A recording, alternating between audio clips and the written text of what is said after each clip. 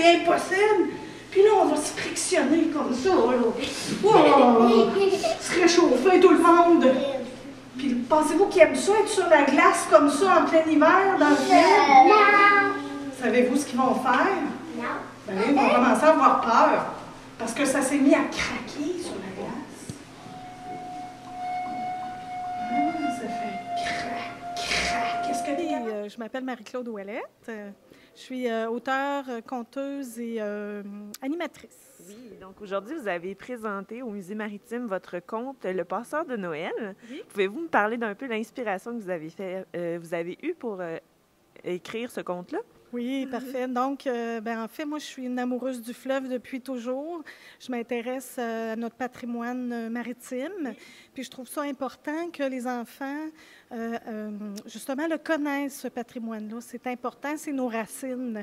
Fait que moi, je trouve que le conte, c'est un moyen excellent de passer les informations, les connaissances sur différents sujets. Ça peut être aussi autre que maritime. Et dans ce cas-ci, le Musée maritime du Québec voulait un conte de Noël d'inspiration maritime. Puis moi, ça n'a pas été long à me convaincre. Oui. Donc, vous êtes inspiré d'une exposition en particulier, je crois. Oui, ici à la Chalouperie, nous avons l'exposition qui s'appelle « Le temps des chaloupes », où on peut justement voir comment la chaloupe était importante dans le quotidien des gens du fleuve, à l'époque où l'autoroute n'était pas de ce côté-ci, mais bien du côté du fleuve Saint-Laurent. Alors, c'est vraiment une super belle exposition à voir parce qu'il y a différents types de chaloupes qui servaient autant pour le travail que pour le loisir. Et entre autres, il y a des canots à glace dont c'est mon premier contact avec un canot à glace, c'est fait ici, là, dans la Chalouperie. Donc, c'est ça, l'histoire raconte un peu l'histoire du canot à glace au travers d'un personnage. Pouvez-vous m'en parler un peu? Ben oui, en fait, le passeur de Noël, en fait, c'est un petit garçon qui reste à l'île aux Grues en 1940.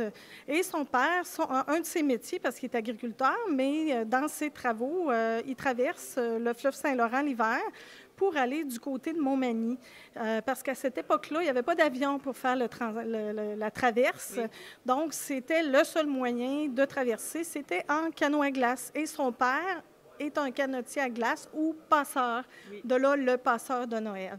Et c'est toute l'aventure qu'ils vivent sur le Saint-Laurent. L'hiver, c'est vraiment pas facile. Donc, il leur arrive toutes sortes d'aventures que je ne vous dirai pas toutes.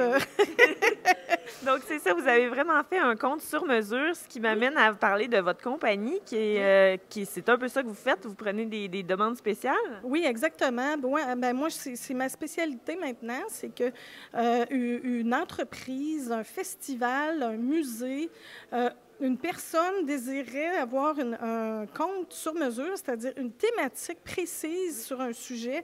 Moi, c'est ma spécialité. Je vais faire les recherches en conséquence. Si vous avez, entre autres, des questions sur le canot à glace, je commence à connaître pas mal le sujet. Donc, je fais toujours une recherche en profondeur. Puis ensuite, l'inspiration vient de différents personnages.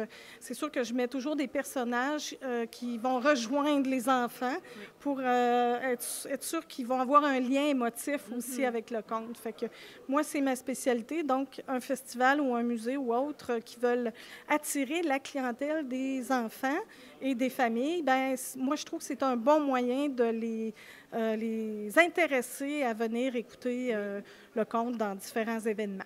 Ça, vous faites ça dans la région ici? Oui, moi, mon bureau est à Saint-Jean-Port-Joli, mais je peux me déplacer autant du côté de Kamouraska, Lillet, Bellechasse, Lévis, tous ces secteurs-là, ça fait partie de mon territoire. Et votre compagnie, on va le dire, ça s'appelle Fabula, c'est ça? Oui, c'est ça. Fabula Contes et Espaces créatifs, parce qu'entre autres, il y a de la création de contes sur mesure, il y a des spectacles de contes, il y a aussi de l'animation de contes en bibliothèque, ça, j'ai oublié d'en parler, mais ça peut être une bibliothèque aussi qui m'engage.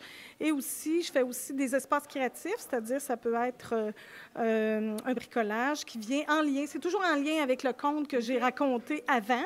Il y a toujours une activité connexe qui permet d'approfondir les connaissances, dans le sens que si j'ai parlé, exemple, de canot à glace, si je fais un bricolage, je vais faire un canot à glace.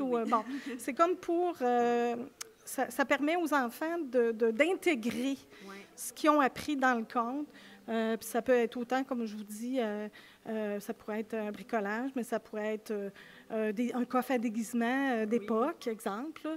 Ça peut être aussi une chasse au trésor. C'est varié. J'ai différents services différents à offrir. Là.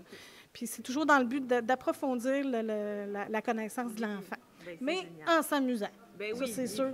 Les enfants ont eu beaucoup de plaisir aujourd'hui. Vous les faites participer beaucoup aussi. Oui, ça, c'est ma marque de commerce. Là. Moi, il faut que les enfants fassent partie de l'histoire. Oui. C'est mon moteur. Juste raconter devant les gens, ça ne marche pas. Il faut que je les aie avec moi proche, puis il faut que ça soit très interactif. Puis je pense que les enfants, ils restent plus accrochés à l'histoire aussi, du fait de participer comme ça. Là. Puis moi, je suis plus contente aussi. Oui. Bien, un gros merci puis félicitations pour votre belle initiative. Merci beaucoup. Merci à vous.